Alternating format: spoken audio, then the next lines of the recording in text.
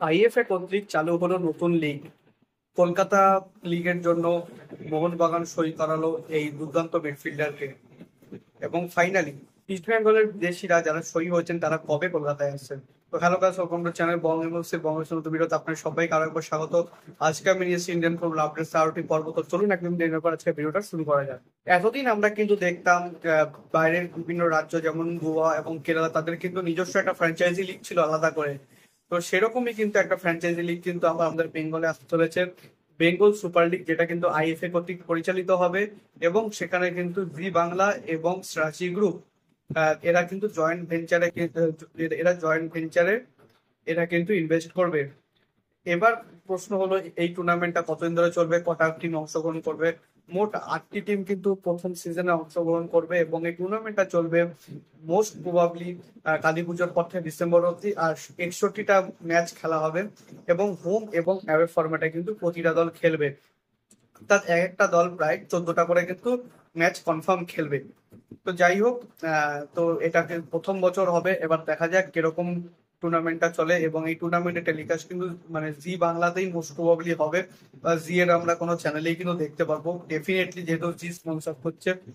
আর এছাড়া সাচি কিন্তু বর্তমানে যে আমাদের সিএফএল চলছে তারাও মানে তারও কিন্তু স্পন্সর।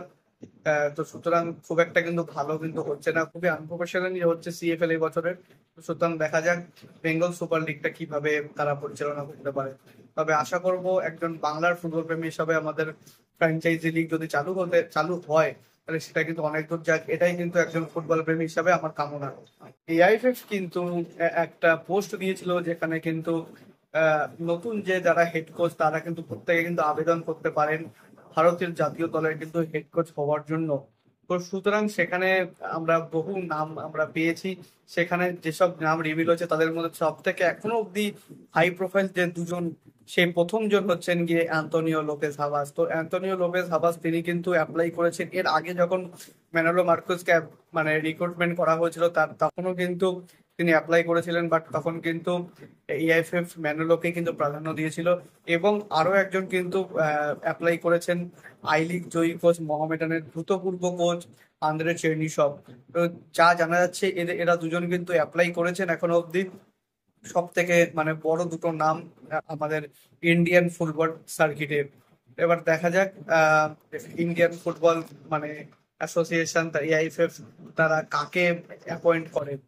আর যদি কথা বলেন তো কবে, মোস্ট প্রবাবলি আগামী 1 থেকে 2 মাস মধ্যে আমরা কিন্তু কনফার্মেশন পেয়ে যাব। কারণ এই জুলাইয়ের মাসটাই হচ্ছে লাস্ট অ্যাপ্লাই করার সিজন। এরপর কিন্তু তারা যেসব কোচরা অ্যাপ্লাই করছেন তাদের কিন্তু প্রত্যেকের ইন্টারভিউ নেওয়া হবে, তারপর কিন্তু কোচ কিন্তু ফাইনালাইজ করবে আইএফএফ। তো সুতরাং ইন্ডিয়ান ফুটবলের কিন্তু ভালো আমরা চাই, যেন বেস্ট কোচকে যেন নিযুক্ত করা হয়, না মানালো মার্কোসের মতো যে কিনা ক্লাব এবং দেশ দুটো কিন্তু একসাথে চালাবে। এরপর চলে আসবো কিন্তু মোহনবাগানের আপডেটে। তো মোহনবাগান কিন্তু সিএফএল এর ফার্স্ট ম্যাচটা কিন্তু মানে হেরে গিয়েছিল। তারপর থেকে কিন্তু পরের দুটো ম্যাচে বেশ ভালো রকম ভাবে তারা ঘুরে দাঁড়ায়, পরের দুটি ম্যাচে কিন্তু যেতে, এবং বেশ কিছু নতুন রিক্রুট তারা কিন্তু অবশ্যই তারা কিন্তু ভালো পারফর্ম করছে।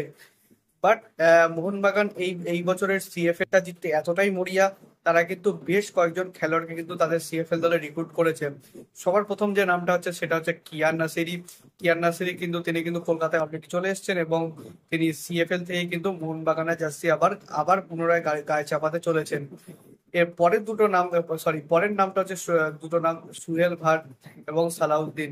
এদের দুজনে কিন্তু মানে ডুরান্ডের রিজার্ভ টিমে রাখার কথা ছিল এবং আইসিএলও তারা কিন্তু মানে রিজার্ভ টিমে তারা কিন্তু থাকছে। বাট তার সত্ত্বেও তাদের কিন্তু সিএফএল এ খেলাতে মানে খেলানোর কিন্তু পরিকল্পনা রয়েছে বাগান ম্যানেজমেন্টের। আর সঙ্গে সব থেকে বড় যেটা চমকদার বিষয় সেটা হলো আরো একজন ফুটবলার, আপনারা হয়তো তার নামটা আপনারা কখনো গেসই করতে পারবেন না। তার নাম হলো গ্লেন মার্টিন্স। তো গ্লেন মার্টিন্সকে আমরা সকলেই চিনি এবং তিনি কিন্তু প্রথম কয়েক সিজন গোয়াতে কিন্তু বেশ ভালো খেলেছিলেন। এবং মোহনবাগানে যখন তিনি এসেছিলেন তখন কিন্তু তিনি বেশ কার্ড দেখতেন এবং মাথা গরম করা প্লেয়ার ছিল। এবং তার সাথে পাসিং এর বেশ কিছু ভুলভ্রান্তি তার হতো এবং ডিফেন্ডিংও কিন্তু ঠিকভাবে করতে পারতেন না। বাট তাকে কিন্তু আরো একটা মৌসুম সুযোগ দিতে চলেছে মোহনবাগান। যেরকমটা আমরা ভেবেছিলাম সেরকমটা কিন্তু হচ্ছে না যে তাকে আবার এফসি গোয়াতে ফেরত পাঠিয়ে দেওয়া হবে। বাট মোহনবাগান তাকে আরো একটা সিজন রেখে দিতে চলেছে এবং তাকে কিন্তু সিএফএল দলে কিন্তু রেজিস্টার করেছে মোহনবাগান। এবার দেখা যাক তিনি সিএফএল এ মোহনবাগানের জার্সি গায়ে কিরকম খেলেন। আজকে লাস্ট আপডেট সেটা হলো ইস্ট বেঙ্গলকে নিয়ে।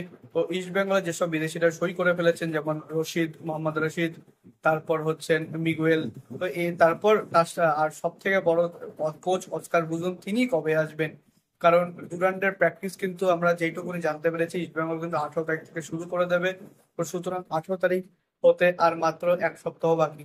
তার মধ্যে আমার মনে হয় না কোচ অস্কার বুজন তিনি কিন্তু কলকাতায় চলে আসতে পারবেন।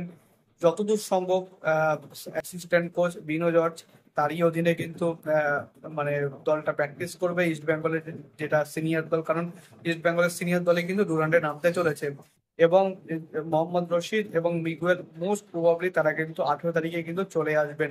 এবং তার সাথে বাকি যারা খেলোয়াড়রা রয়েছেন তারাও কিন্তু 18 তারিখেই কিন্তু মানে জয়েন করবেন, যখন ফার্স্ট যেটা প্র্যাকটিস ট্রেনিং সেশন। সো এইটুকুনি ছিল আজকে আপডেট ভিডিও। যদি ভিডিওটা ভালো হয়ে থাকে ভিডিও অবশ্যই লাইক করবেন, চ্যানেলটাকে সাবস্ক্রাইব করে বেল আইকনটা অবশ্যই প্রেস করে দেবেন আমাদের সমস্ত ভিডিও আপডেট এবং নোটিফিকেশন সবার আগে পাওয়ার জন্য। এছাড়া আপনাদের সোশ্যাল মিডিয়া হ্যান্ডেল ফলো করতে পারেন, লিঙ্ক আমি ডেসক্রিপশনে ফার্স্ট কমেন্টে দিয়ে রাখবো। সব নেক্সট সিনেমাস ফলো দেন, ছোটখাটো কিছু আপডেট সেখানে দেওয়ার চেষ্টা করে। আর দেখা হচ্ছে পরে ভিডিওতে। আপাতত bye bye, glory glory man.